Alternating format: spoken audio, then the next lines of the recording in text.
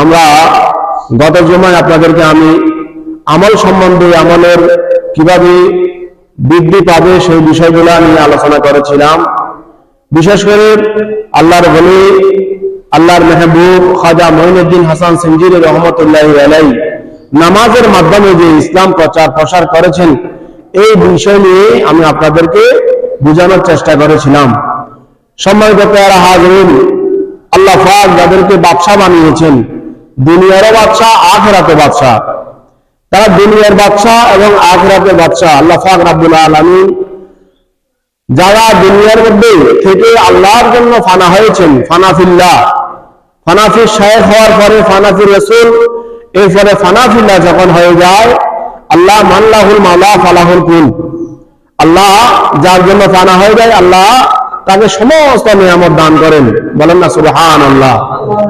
কুলিল্লাহুম্মা মালিকাল মুলক তুতিল মুলকা মান তাশা।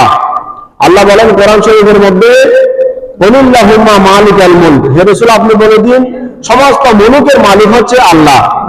কিন্তু আল্লাহ চাইলে এই মুলুকের মালিক বানাইতে পারেন, যে কাউকে আল্লাহ চাইলে মুলুকের মালিক বানাইতে পারেন। সুবহানাল্লাহ। এই জন্য তারা আসলে দুনিয়াবী বাদশা এবং আখিরাতের বাদশা, যাদেরকে আল্লাহ বাদশা বানিয়েছেন। খাজা মঈনুদ্দিন হাসান সিঞ্জিরি রহমতুল্লাহি আলাইহি রাজারও রাজা, রাজা জয়ফলের উপরে সরদারি করা মানে যেমন কোনো কথা নয়। রাজা জয়ফল যেখানে ফেল হয়েছে, খাজা গরিব নওয়াজ জয়ফলের উপরেও তিনি রাজা ছিলেন। বলেন সুবহানাল্লাহ।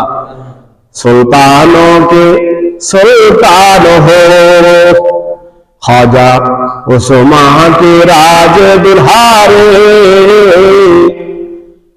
खाजा उस्मा के राज दुल्हारे,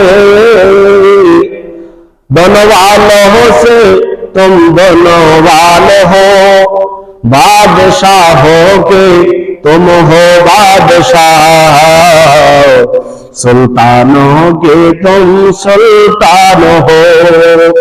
আল্লাহ তাদেরকে সুলতান বানিয়ে দিন, বাদশা বানিয়ে দিন যারা আল্লাহর হয়ে যায়। বলেন না সুবহানাল্লাহ।